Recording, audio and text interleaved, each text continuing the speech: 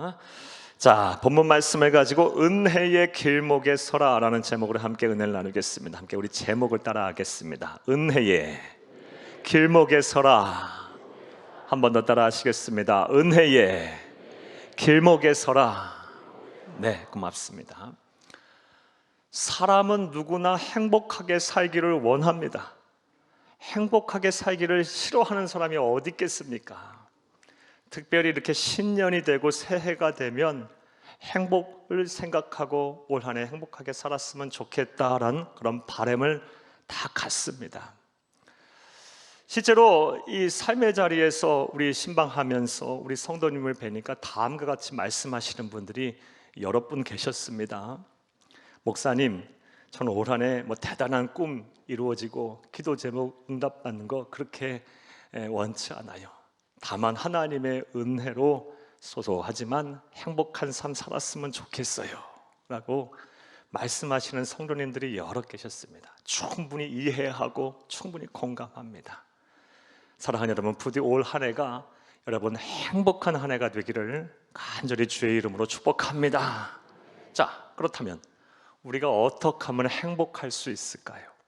어떻게 하면 이 행복이라는 것을 얻을 수가 있을까요? 행복한 삶을 살 수가 있을까요? 그런데 이 문제, 이 질문은 인간의 유사일에 가져온 가장 근본적인 질문이었습니다.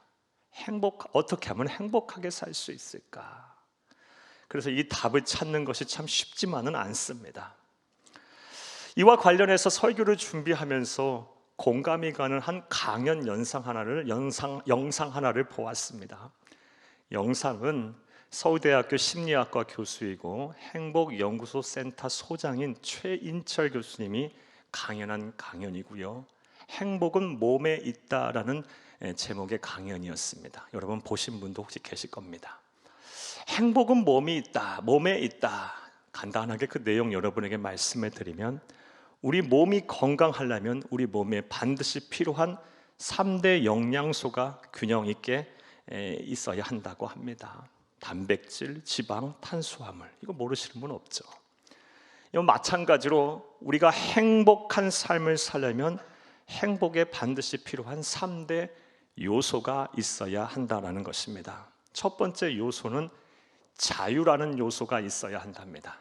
억압받지 않는 삶, 타인에게 지배받지 않는 삶, 억지로 하는 것이 아니라 자발적으로 하는 삶. 자발적으로 일을 하고 타인에게 휘둘리고 이렇게 하는 것이, 환경에 지배받고 하는 것이 아니고 내가 주체적으로 살게 되면, 자유하게 되면 사람은 행복하답니다. 네, 공감이 가는 얘기입니다. 두 번째 요소로는 이 유능이라는 요소가 있어야 한답니다. 이게 무슨 얘기냐? 사람은 자고로 인정받고 존경받고 유능하다라는 소리를 듣고 살아야 행복하답니다. 그렇죠. 이것 또한 공감이 됩니다. 삶의 자리에서 저 사람은 참 유능한 사람이야, 본받을 만한 사람이야, 존경할 만한 사람이야, 사랑할 만한 사람이야, 믿고 따를 만한 사람이야 라는 소리를 듣는 사람 어찌 행복하지 않겠습니까? 유능이라는 요소가 있어야 한답니다. 세 번째 요소로는 관계라는 요소가 있어야 한답니다. 사람은 사회적인 존재입니다. 따라서 혼자 살 수가 없어요. 사람과의 관계가 좋아야 합니다. 가정에서도 부부간의, 부모와 자녀 간의 관계가 좋아야 하고, 학교에서 친구와 우리 스승과의 관계도 좋아야 하고, 직장과 사업장에서 동료와 상사와 부하와 또 여러 사람들과의 관계가 좋아야, 교회 안에서도 교우들과 목회자와의 관계가 좋아야 행복한 것입니다. 그리고 그는 이 세 가지 요소, 자유와 유능과 이 관계라는 요소가 아주 균형 있게 갖추어질 때 비로소 행복을 할 수 있는데, 또 이 세 가지 요소가 균형 있게 있는 것이 단순히 일시적으로만 그쳐서는 안 되고 지속적으로 계속 유지가 될 때 사람은 행복할 수 있다라고 말을 하였습니다. 사랑하는 여러분, 그리고 이를 위해서 끊임없이 자기의 마음을 바꾸고 생활 방식까지도 변화를 주어야 한다라고 말을 하였습니다. 사랑하는 여러분, 이러한 행복론 그리고 이런 행복에 이르는 방법에 대한 제시를 듣게 되면 여러분 어떠한 생각이 드십니까? 충분히 공감할 만한 이야기죠.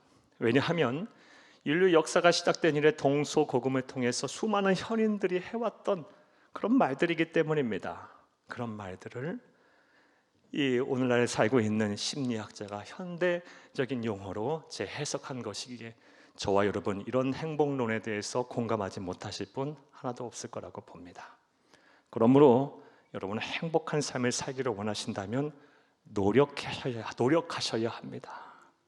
자유하기 위해서 노력하셔야 하고 또한 유능해지기 위해서 노력하셔야 합니다.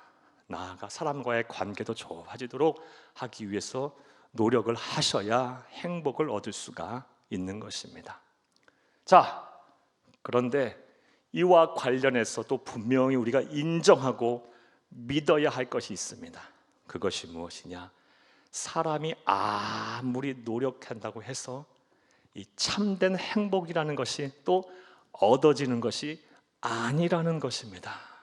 왜냐하면 사람은 불완전한 존재이기 때문이에요. 정신적으로 육체적으로 분명한 한계가 있는 존재이기 때문에 사람이 노력한다고 한들, 그래서 앞서 말씀드린 이 세 가지 요소를 획득한다 한들 그것에 균형을 맞춘다는 건 또 쉬운 일이 아닌 거예요. 그래서 우리는 종종 이렇게 말하죠. 오늘 참 행복하다 나라고 말해놓고서 내일 돼서 동일한 조건 하에 난 참 불행하다 라고 또 느끼기도 해요. 사람은 불완전한 존재이기 때문에 우리가 노력한다고 해서 행복이 또 얻어지는 것만은 아닙니다. 자, 그렇다면 우리는 어떻게 해야 할까요? 행복한 삶을 살아야 될 텐데 우리는 어떻게 해야 할까요? 이에 대해서 절대 진리이자 지혜의 보고인 성경은 명확한 답을 우리에게 주고 있습니다. 여러분 꼭 잘 들으시기를 바랍니다. 우리가 행복하기를 원한다면 하나님의 은혜를 받아야 한다는 것입니다. 다시 말해 행복은 하나님의 은혜의 산물이다라는 것입니다. 한번 따라 하시겠습니다. 우리가 행복하려면 하나님의 은혜를 받아야 한다. 한 번 더 따라 하시겠습니다. 행복은 은혜의 산물이다. 한 번 더 따라 합니다. 행복은 하나님의 은혜의 산물이다. 이 진리가, 이 명제가 저와 여러분이 오늘 들어야 할, 그리고 마음에 새겨야 할 하나님의 음성임을 믿으시기를 간절히 주의 이름으로 축복합니다. 행복은 하나님의 은혜의 산물이다. 인간이 노력해서 얻어질 수 없는 것, 하나님의 은혜라면 가능하다. 하나님의 은혜를 받은 자는 행복하다라는 것이 성경이 우리에게 주는 진리의 말씀입니다. 이와 관련된 말씀 보겠습니다. 사도행전 8장 8절 함께 읽겠습니다. 그 성에 큰 기쁨이 있더라. 아멘. 이 말씀은 초대교회의 빌립 집사가 사마리아 성에 들어가서 복음을 전하자 성령의 능력이 나타났습니다. 그래서 병든 자가 낫고 귀신이 막 떠나가고 그러자 그 성 안에 있는 사람들이 크게 기뻐하였다라는 말씀입니다. 자, 그런데 여기서 기쁨이라고 번역된 헬라어 원어가 바로 카라라는 단어입니다. 이 카라라는 단어의 어근이 무엇이냐? 은혜를 뜻하는 카리스라는 뜻이에요. 그래서 이 헬라어 원어의 의미를 정확하게 살려서 사도행전 8장 8절 말씀을 다시 번역을 하면 빌립 집사가 복음을 전하자 하나님의 은혜가 그 성에 충만하여 그 성 안에 있는 사람들이 기뻐하였다, 행복해 했다라는 것입니다. 이를 통해 우리가 하나님의 은혜를 받게 되면 우리가 행복해질 수 있습니다. 이것이 우리에게 주는 하나님의 말씀이고 하나님의 주시는 음성임을 꼭 기억하시기를 간절히 주의 이름으로 부탁합니다. 이것은 우리 주 예수 그리스도의 말씀을 통해서 우리가 확인할 수 있습니다. 요한복음 15장 11절을 함께 읽겠습니다. 내가 이것을 너희에게 이름은 내 기쁨이 너희 안에 있어 너희의 기쁨을 충만하게 하려 함이라. 아멘. 11절 한 절밖에 되지 않은 구절에 기쁨이라는 단어가 2번 나옵니다. 역시 이 기쁨이라는 단어 또한 헬라어 원어가 바로 카라라는 단어고 그 어근은 카리스, 은혜입니다. 이 의미를 충분히 살려서 이 11절의 번역을 다시 하게 되면 내 기쁨이, 내 은혜가 너희 안에 있어 너의 기쁨이, 너의 은혜가, 너의 행복이 충만하게 하려 함이라. 이 우리 주 예수 그리스도의 말씀이에요. 하나님의 은혜를 받은 자는 행복할 수 있다. 하나님의 은혜를 받아야 행복하다, 행복해진다 라는 것이 성경이 말하는 진리의 말씀입니다.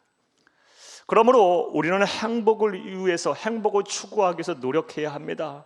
앞서 말씀드린 대로 자유하기 위해서, 또 유능해지기 위해서, 또 관계를 좋게 맺기 위해서 노력하되, 그 무엇보다 하나님의 은혜를 받기 위해서 노력을 해야 합니다. 그리할 때 비로소 우리는 행복해지는 것이고 우리의 행복이 완성이 되는 것입니다. 그래서 오늘은 본문 말씀을 통해서 우리가 어떻게 하면 하나님의 은혜를 받을 수 있는지 그 방법에 대해서 생각해 보며 은혜를 나누겠습니다. 그 은혜의 시간 되기를 간절히 주의 이름으로 축복합니다. 사랑하는 여러분, 그렇다면 우리가 행복해지기 위해서 하나님의 은혜가 필요한데 어떻게 하면 우리는 하나님의 은혜를 받을 수가 있을까요? 이에 대한 답은 본문에서 찾기 앞서 먼저 본문의 배경과 내용 설명부터 여러분에게 해드리겠습니다.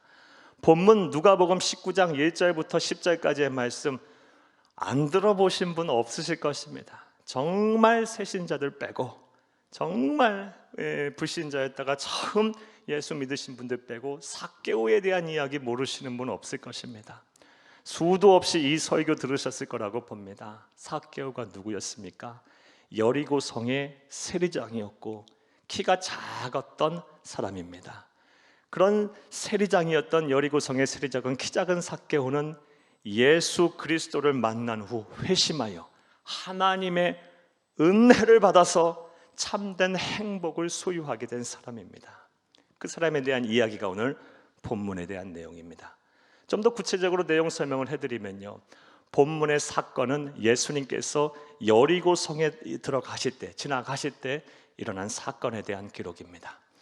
여리고성은 주전 9,000년 전부터 이미 번성했던 도시입니다. 세계에서 가장 오래된 도시 중에 하나예요. 무려 11,000년 전부터, 지금으로부터 11,000년 전부터 번성했던 도시입니다. 그리고 예수님 당시 주후 1세기에는 이스라엘 땅에서 가장 부유한 도시였습니다. 그 도시가 여리고성이 부유했던 이유는 크게 두 가지 이유 때문입니다. 먼저는 그 여리고성에는 세계적으로 유명한 여러 특산품들이 생산이 됐기 때문입니다. 당시 이 사람들은요, 여리고산 꿀, 석청을 아주 귀하게 여겼다고 합니다. 그리고 여리고산 대추 야자 열매를 그렇게 좋아했다고 합니다. 무엇보다 여리고성 주변에는 발삼 향나무 숲이 우거져 있었는데 이 발삼나무에서 추출하는 향유가 그렇게 값비싸게 고가에 거래가 됐다고 합니다. 그로 인해서 여리고성은 아주 부유한 상업도시였고 막 돈과 재물이 넘쳐나는 도시였습니다. 또 다른 이유, 여리고성이 부유했던 또 다른 이유는 그것이 기후가 온화하고 아주 경치가 수려해서 유흥지와 그리고 많은 유락시설이 있었기 때문입니다. 1세기에 이미 수만 명을 수용할 수 있는 목욕탕이 있었고요, 그리고 경기장이 있었고 극장이 있었고 많은 향락시설과 유흥시설이 이미 1세기에 있었어요. 그로 인해 고대 근동의 수많은 나라의 왕들과 귀족들이 휴양하기 위해서 이 여리고성에 많이 머물렀다고 합니다. 그로 인해서 여리고성은 1세기에 이스라엘에서 가장 부유한 도시가 됐던 것입니다. 이와 관련해서 세계적인 주석학자이자 성서신학자인 윌리엄 바클레이는 1세기 이스라엘 땅에서 여리고성에 가장 세금을 많이 내는 도시였다라고 설명을 하고 있습니다. 자, 그러한 도시의 세리장이 누굽니까? 삭개오입니다. 온 도시, 이스라엘에서 가장 부유한 도시의 세금을 총관리하고 자금을 관리하는 삭개오, 얼마나 부자였겠습니까? 부자도 보통 부자가 아니었을 거예요. 그리고 1세기 이스라엘은 로마의 식민 지배를 받고 있었습니다.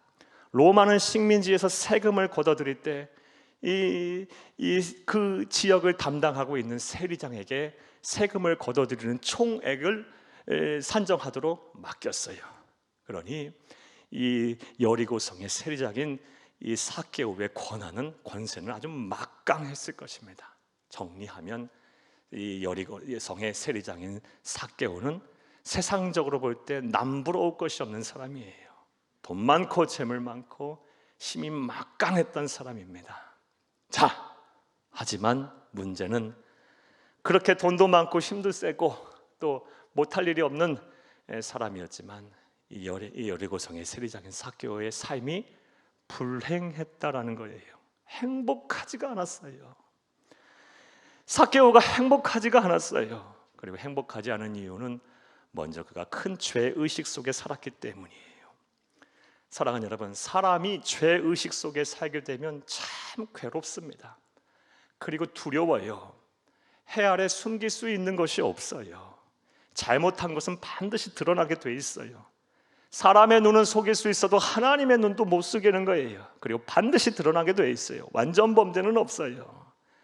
과거에 잘못한 것이 청산되지 않으면요, 반드시 이것이 쓴뿌리처럼 자라고 나타나서 나의 삶을 괴롭게 하고 나의 심사를 아주 고통스럽게 합니다. 그는 죄의식 속에 있었어요. 당시 세리들은 동족의 고혈을 빨아먹는 그런 매국노라고 여겨졌어요. 그리고 그런 일을 실제로 행했습니다. 마치 일제강점기에 우리 친일 매국노들이 자신의 이익을 위해서 나라도 팔고 민족도 팔고 그런 일을 행했던 것처럼 그들이 그런 일을 행했어요. 그러니 여리고성의 세리장인 이 삭개오가 얼마나 큰 죄의식 속에 살았겠습니까? 그래서 행복하지 않았어요. 또 여리고성의 세리장이 행복하지 않았던 이유는 그의 삶이 허망했기 때문이에요. 채워도 채워지지가 않아요. 가져도 만족이라는 것이 없어요. 왜 사는지 모르겠어요. 어디서 와서 어디로 가는 인생인지 내 인생의 방향을 모르겠어요. 그래서 이 세리장이었던 이 삭개오는 불행하다고 생각했고 불행했어요. 우리는 이러한 삭개오의 삶을 보면서 다음과 같이 평범하면서 또 비범하고 불평타당한 영적 진리를 깨닫게 됩니다.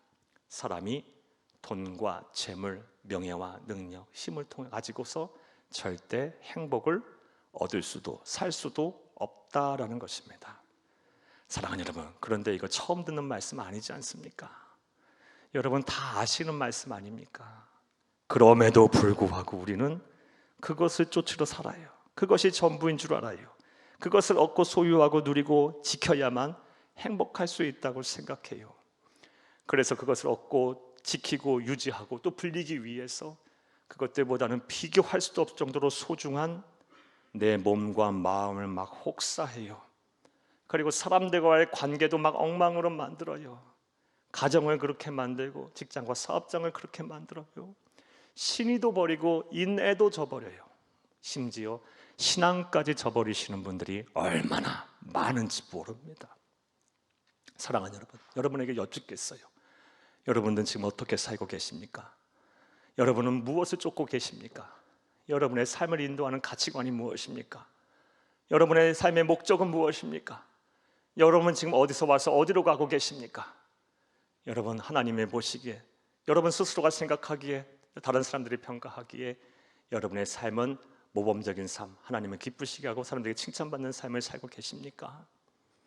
부디 오늘 말씀을 들으시는 분들, 예배를 드리시는 모든 분들이 돈과 재물, 명예와 힘, 능력으로 행복을 얻을 수도 없고 살 수도 없다라는 우리가 다 알지만 못 지키고 사는 이 보편타당한 진리를 다시 한번 깨닫고 마음에 새기고 실천하며 사는 여러분이 되기를 간절히 주의 이름으로 축복합니다.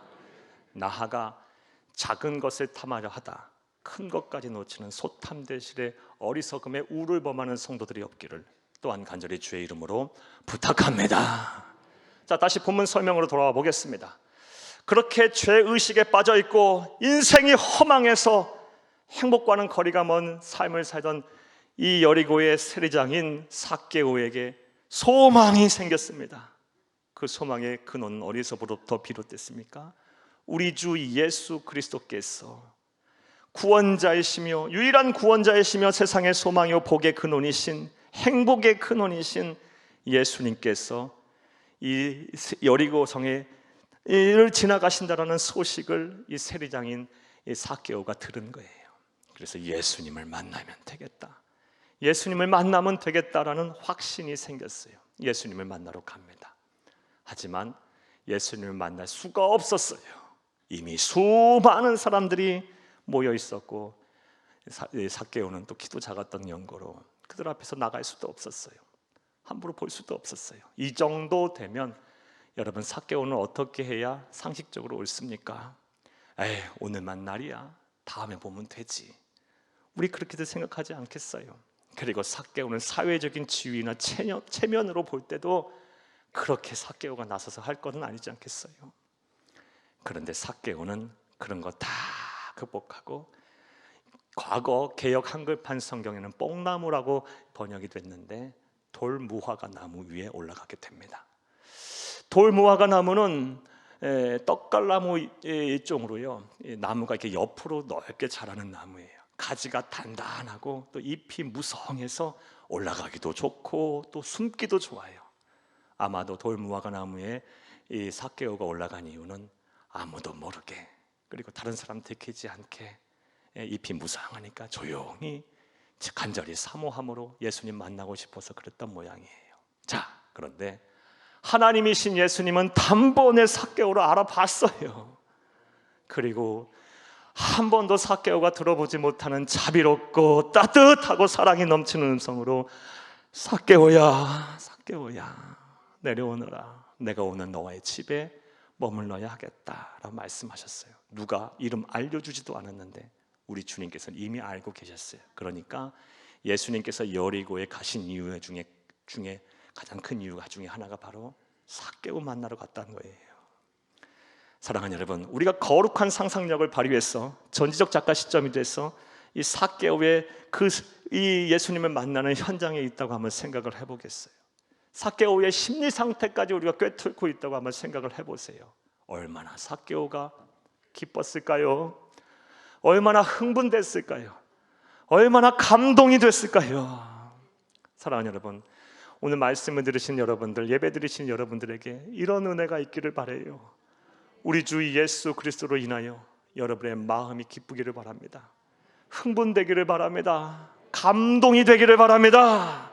그런 은혜가, 축복 여러분 가운데 함께하기를 간절히 주의 이름으로 축복합니다. 축복합니다. 그렇게 내려와서 예수님을 만난 삭개오, 예수님과 함께 이제 집으로 갑니다. 그리고 예수님의 말씀을 듣고 예수님을 구세주로 믿고 회심을 합니다. 그리고 놀라운 신앙의 고백을 합니다. 내 재산의 절반을 팔아서 가난한 사람을 도와줄 것이고, 만약 누군가를 속이는 일이 있으면 내가 네 갑절이나 갚겠나이다 라고 말을 해요. 그리고 그 말을 듣고 우리 예수님께서 말씀하십니다. 더 큰 은혜를 주세요. 오늘 이 집에 구원이 있었다. 그리고 이 사람 또한 아브라함의 자손이니라 라고 말씀하셨습니다.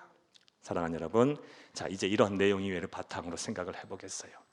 삭개오는 어떻게 하였기에 하나님의 은혜를 받아서 참된 행복을 얻게 됐을까요? 우리 또한 참된 행복을 얻기 위해서는 이 하나님의 은혜가 필요한데 어떻게 하면 하나님의 은혜를 받을 수가 있을까요? 자, 이제부터 따라 하시겠습니다. 첫째로, 은혜의 길목에 서야 합니다. 삭개오는 은혜의 길목에 섰기 때문에 은혜를 받은 거예요. 오늘 보면 3, 4절을 함께 읽겠습니다. 그가 예수께서 어떠한 사람인가 하여 보고자 하되 키가 작고 사람이 많아 할 수 없어 앞으로 달려가서 보기 위하여 돌무화과 나무에 올라가니 이는 예수께서 그리로 지나가시게 되밀어라. 아멘. 사랑하는 여러분, 삭개오는 예수님이 지나가시는 길목에 섰어요. 심지어 그는 키가 작다라는 신체적인 결함, 약점도 있었어요. 하지만 그것도 극복했어요. 개인의 치부예요. 부끄러움이에요. 그거 극복하고 예수님 앞에 섰어요. 또 군중이 많다라는 거, 사람들이 많다라는, 그래서 예수님을 만날 수 없다라는 이 사회적인 제약 또한 극복을 했어요. 돌무화과 나무에 올라갑니다. 그가 은혜의 자리에 섰기 때문에 은혜를 받은 거예요. 예. 은혜의 자리에 서지 않았으면, 은혜의 길목에 서지 않았으면 은혜를 못 받았을 것입니다. 우리도 마찬가지예요. 하나님의 은혜를 받기 원하십니까? 참된 행복을 누리기를 원하십니까? 그러면 우리는 은혜의 길목에 서야 합니다. 이거 생각해 보면 너무나 당연한 거예요. 여러분, 옷을 사려면 어디로 가야 합니까? 옷가게를 가야죠. 여러분, 기름을 넣으려면 어디를 가야 합니까? 주유소를 가야죠. 여러분, 빵을 사려면 어디를 가야 돼요? 빵집 제과점에 가야죠. 그런데 빵을 사려고 주유소에 가서야 되겠습니까? 기름 넣으려고 옷가게 가서야 되겠습니까? 근데 우리가 영적으로 이런 우를 범하고 있어요. 참된 기쁨과 만족과 행복과 은혜를 받으려고요, 은혜의 자리, 은혜의 길목에 서지 않고 딴 데로 돌아다니고 있어요. 그러니 우리가 은혜를 못 받고 하나님의 주시는 참된 행복을 못 누리고 사는 거예요. 부디 은혜의 길목에 서셔서 하나님이 주시는 은혜를 받아 누리고 참된 행복을 누리며 사시는 귀하고 복된 성도님들이 다 되시기를 간절히 주의 이름으로 부탁합니다. 자, 그렇다면 은혜의 자리, 우리가 서야 할 은혜의 길목은 어딜까요? 이거 여러 가지 말도 필요 없죠. 하나님께 예배하는 이 주의 몸된 교회가 바로 은혜의 자리예요. 무엇보다 진리의 말씀이 선포되는 이 예배의 자리가 은혜의 자리예요. 하나님과 대화하고 독대하고 내 마음을 쏟아놓고 하나님께 아뢰 수 있는 기도의 자리가 은혜의 자리예요. 봉사와 충성과 헌신을 통해서 하나님을 영화롭게 하고 하나님을 기쁘시게 할 수 있는 그러한 섬김의 자리가 바로 은혜의 자리예요. 여러분, 삶의 자리에서도 마찬가지로 여러분, 세상 사람들 막 그냥 세상의 죄와 유흥에 쩌들고 그것이 전부인 줄 알고 있는 사람들과 교제하기보다는 감사하고 믿음을 지키고 예배할 줄 알고 서로 사랑할 줄 알고 또 막 긍정적이고 그런 사람들과도 어울려야 돼요. 그리고 유행가도 들을 수 있고 다 좋아요. 하지만 그것보다 찬송은 더 많이 듣고 찬송을 많이 불러야 돼요. 또 드라마도 보고 영화도 보고 또 여러 가지 예능 프로그램도 볼 수 있어요. 열심히 보세요. 하지만 그것도 좋지만 하나님의 말씀도 열심히 보고 듣고 예배도 삶의 자리에서 드릴 수 있어야 돼요. 자꾸 우리가 은혜의 길목에 서야 은혜를 받는 거예요. 은혜의 자리에 서지도 않고 은혜를 받겠다? 요행이에요. 요행. 하나님은 요행을 통해서 역사하지 않아요. 하나님은 언제나 전공법으로 하나님 앞에 나아가는 자를 하나님은 기뻐 받으시고 은혜를 주세요. 바른 길로 가야 되는 거예요. 그래서 예수 믿는 게 좁은 문인 거예요. 넓은 길로 가서는 안 돼요. 사랑하는 여러분, 하나님의 은혜를 받기 위해서 이제부터 은혜의 자리에 서시기를, 은혜의 길목에 서시기를 간절히 주의 이름으로 축복합니다. 이를 위해서 삭개오처럼 때로는 자기 체면도 좀 내려놔야 돼요. 자기 생각도 좀 내려놔야 돼요. 나의 분주함도 좀 내려놔야 돼요. 내 계획도 조금 수정할 필요가 있어요. 그리고 당장 내 눈앞에 보이는 이익도 조금은 내려놔야 될 때도 있어요. 손해를 감수해야 될 때도 있어요. 그러나 그렇게 하면 하나님의 은혜는 내가 당장 손해본 이익과는 비교할 수도 없이 더 크고 위대해요. 사랑하는 여러분, 은혜의 길목에 서셔서 하나님이 주시는 은혜를 받아 누리고 참된 행복을 얻는 지혜로운 성도님들이 다 되시기를 간절히 주의 이름으로 축복합니다. 축복합니다. 자, 한번 따라합시다. 은혜의 길목에 서자. 한번 더 따라합니다. 은혜의 길목에 서자. 자, 또 삭개오는 어떻게 하였기에 하나님의 은혜를 받아 참된 행복을 받아 누릴 수 있었을까요? 우리는 어떻게 해야 할까? 따라하시겠습니다. 둘째로, 회심하여 이전과는 전혀 다른 삶을 살아야 합니다. 회심을 해야 합니다. 그리고 회심을 했으면 이전과는 전혀 다른 삶을 살 때 내 안에 은혜가 충만하게 임하는 거예요.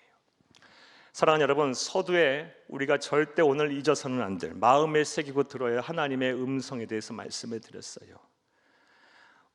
참된 행복은 하나님의 은혜의 산물이다, 결과다라는 말씀을 드렸어요. 행복하기를 원하냐? 그러면 하나님의 은혜를 받아라 라는 말씀을 드렸어요.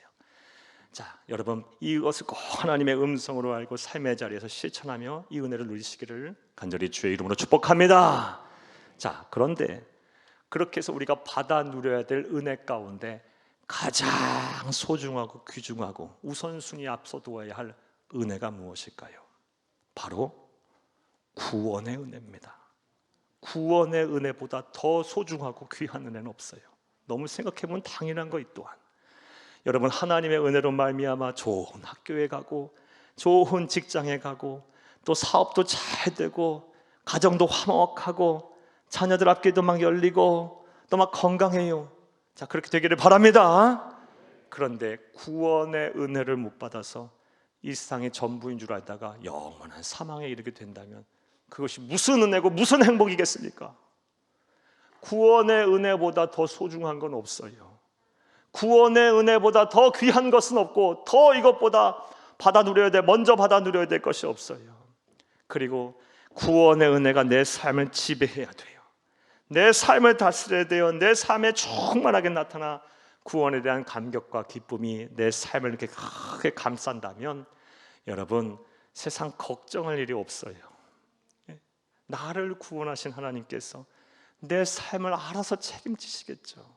오늘부터 이제로부터 영원까지 자기 생명을 아낌없이 내어주시니가 어찌 그 아들과 함께 모든 것을 주시지 않겠느냐고 말씀하셨어요. 구원의 은혜를 우리가 이 세상에 사는 동안 풍성하게 누리게 되면 다른 은혜는 자연적으로 따라오는 거예요. 따라오는 거예요. 그래서 우리는 구원의 은혜를 누리고 살아야 돼요. 자, 그렇다면 구원의 은혜는 어떻게 누리게 됩니까? 어떻게 구원받습니까? 이것도 모르시는 분들은 없을 거예요. 사도행전 16장 31절 함께 읽겠습니다. 이르되 주 예수를 믿으라 그리하면 너와 네 집이 구원을 받으리라 하고 아멘. 예수를 그리스도로 믿는 믿음으로 얻는 거예요. 예수님이 나의 생명의 주인이고 나의 삶의 주인이라는 이 주인 바꾸기를 통해서 얻는 믿음이, 얻는 은혜인 거예요. 여러분, 예수님이 여러분의 생명을 책임지시라는 건 확신이 있으십니까? 여러분을 영원토록 지키시고 보호하시며 영원한 천국으로 인도하실 거라는 믿음이 있으십니까? 이 믿음을 가져야 합니다. 여러분 지금 사는 동안 세상이 험악하고 악하고 죄가 많습니다. 패역하고 음란합니다. 경쟁도 치열합니다. 사건 사고도 많습니다. 하지만 그런 삶 속에서 나의 삶을 책임지시고 지키실 거라는 그런 삶의 주인이시라는 믿음이 있으십니까? 예수님이 그런 분이라는 믿음이 있으면 우리는 구원의 은혜를 받은 거예요. 그리고 그렇게 역사하실 거예요. 사랑하는 여러분, 부디 이 자리에 계신 모든 분들, 오늘 말씀을 듣고 예배를 드리시는 모든 분들이 예수님을 그리스도 구세주로 믿어서 구원의 은혜를 누리며 사시기를 간절히 바랍니다.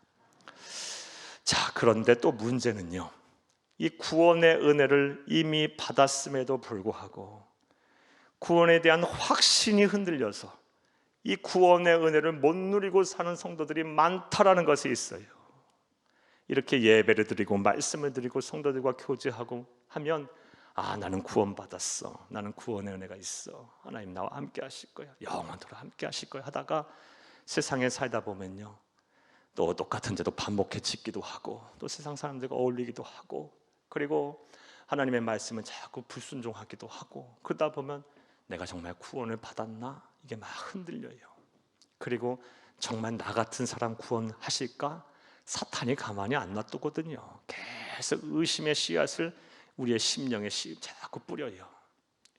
그래서 구원의 은혜를 못 누리고 이미 구원받았음에도 불구하고 불확실 속에 살다가 정말 실족하시는 분들이 많습니다. 사랑하는 여러분, 여러분들은 어떠십니까? 분명한 구원의 확신 속에 살고 계십니까? 따라서 우리는 내가 구원을 받았는지 안 받았는지 분명한 증거를 가지고 살아야 돼요. 성경을 보면 이 구원에 대한 증거, 내가 구원을 받았는지 안 받았는지의 증거에 대한 말씀이 정말 많이 남아요. 나중에 여러분 하나하나 여러분의 언젠가 때가 되면 말씀 다 드릴게요. 그 중에서 오늘 본문 말씀과 관련해서 오늘은 한 가지만 여러분에게 말씀을 드리겠어요. 내가 구원을 받았는지 안 받았는지를 어떻게 아냐? 바로 이전과는 전혀 다른 삶을 살게 된다라는 것입니다.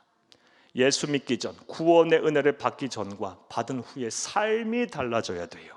이게 구원받은 사람의 가장 확실한 증거 중에 하나입니다. 오늘 본문 8절과 9절을 함께 읽겠습니다. 삭개오가 서서 주께 여짜오되 주여 보시옵소서, 내 소유의 절반을 가난한 자들에게 주겠사오며 만일 누구의 것을 속여 빼앗은 일이 있으면 내 갑절이나 갚겠나이다. 예수께서 이르시되 오늘 구원이 이 집에 이르렀으니 이 사람도 아브라함의 자손이로다. 아멘. 사랑하는 여러분, 삭개오는 돈과 재물을 모으고 그것을 불리고 그것을 지키는데 전 생애를 바쳤던 사람이에요. 그것이 삶의 이유고 삶의 목적이고 자기가 존재하는 이유였어요. 그래서 이것을 위해서 다른 사람의 눈에 피눈물이 나든 말든 신경 안 썼던 사람이에요. 온갖 수단과 방법과 거짓과 술수를 다 부렸던 사람이에요. 그런데 하나님의 은혜로 말미암아 회심하여 예수를 그리스도로 믿고 하나님의 은혜로 구원의 은혜를 받고 보니까 그것들이 다 잘못된 것임을 알게 됐어요. 죄임을 깨닫게 됐어요. 그리고 다 부질없고 잘못된 인생을 살았음을 알게 됐어요. 그래서 이제 더 이상 돈과 재물의 노예에서 벗어나게 됩니다. 자신의 소유를 반절을 팔아서 가난한 자에게 주겠으며 잘못한 것이 있으면, 속인 것이 있으면 내 갑절이나 갚겠다라 그래요. 변화된 삶을 산다는 것, 이게 바로 구원받은 사람의 확실한 증거 중에 증거입니다. 사랑하는 여러분, 여러분에게 여쭙겠어요. 입으로는 나는 구원받았어 하면서 여러분의 삶의 모습은 어떠합니까? 구원받은 이후 전과 이후의 삶의 변화가 분명히 나타나고 있습니까? 만약 그렇지 않다면 둘 중에 하나인 거예요. 하나는 구원을 못 받았음에도 불구하고 구원받았다고 착각한 거구나. 이거 심각하죠. 두 번째는 더 심각합니다. 타락한 거예요. 히브리서 6장 6절 말씀에 성도가 타락하면 예수 그리스도를 십자가에 2번 못 박는 거라 그랬어요. 한 번만 못 박으면 됐지 2번까지 못 박아서 되겠어요? 여러분, 이제 회심하였으면, 구원의 은혜를 받았으면 이전과는 다른 삶을 살기로 결단하세요. 그리고 그리하면 그리할수록 구원의 은혜는 더 확실하게 나타날 것이고 여러분의 삶에 풍성하게 나타나게 될 거예요. 구원의 은혜가 풍성하게 나타나면 다른 은혜는 자연적으로 따라오는 은혜예요. 여러분, 하나님이 우리의 아버지가 되셔서 나의 삶을 책임지신다고 했는데 구원의 은혜를 받게 되면 내가 하나님의 자녀가 되는데 그 이후에 또 부가적인 은혜는 자연적으로 따라오지 않겠어요? 하나님이 주시는 거예요. 부디 이전과는 다른 삶을 살길 결심하세요. 결단하세요. 그리고 자꾸 그렇게 사세요. 그러면 여러분 믿음으로 받은 여러분의 구원의 은혜가 더 풍성해질 거예요. 더 크게 나타나게 될 거예요. 이와 관련해서 이번 주 신방하다가 우리 안수 집사님들 말씀 듣고 참 기분이 좋았어요. 여러분 소개해 드릴게요. 신방을 갔더니 우리 안수 집사님 두 분이 여기도 지금 계시네요. 이런 말씀하세요. 마을에 공사를 하고 있는데 아주 젊은 분이, 예수 안 믿는 분이겠죠. 악하게 행동해요. 아주 불의하게 행동해요. 말도 안 되는 걸 요구해요. 우리 안수 집사님들이 말씀을 이렇게 하시더라고요. 내가 예수님 때문에 참는다고요. 예수님 때문에 참는다. 사랑하는 여러분, 제가 이제까지 살면서 아주 분명하게 깨닫고 아는 바가 있습니다. 사람 중에 성질 없는 사람은 없습니다. 전부 다 성질이 있습니다. 하지만 우리 그리스도인들은 예수를 그리스도입니다. 하나님의 백성이 됐기에 온유해지는 거예요. 변화된 삶을 사는 거예요. 성령 하나님의 길들여져서. 그러므로 사랑하는 여러분, 그런 모습을 보면 참 기뻤어요. 그러므로 사랑하는 여러분, 여러분도 구원의 은혜를 받았으면 이제는 변화된 삶을 살아야 되는 거예요. 자꾸 그렇게 살며 나아가는 거예요. 그러면 우리의 구원이 다 확실해질 거예요. 성령 하나님의 길들여진 사람, 다른 말로 구원의 은혜를 받은 사람은요, 내가 먼저 용서합니다. 내가 먼저 이해합니다. 내가 먼저 사랑합니다. 그리고 절제할 줄도 알아야 합니다. 술, 담배도 이제 끊으시고 게임 같은 거 너무 중독됐던 거 여러분 적당히 하세요. 하나님이 주신 아름다운 세상에서 우리에게 주신 거 누릴 자유도 있고 권리도 있어요.